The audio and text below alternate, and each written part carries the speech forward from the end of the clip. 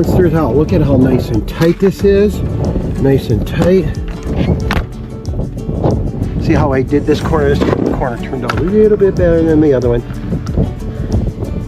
But still nice. Every 9.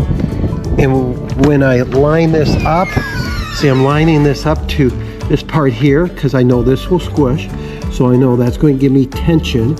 I want tension on this. Look at this. Beautiful corners. Top nice. And of course we get the bottom. We already showed that before. Stop Snirt monsters from being bullies. That's what we do here. Look at that. It's beautiful. It's sealed. Snirt is being stopped here. And that is the 3/4 inch DoorEdge seal. That's what we used on the 2 sides and the top.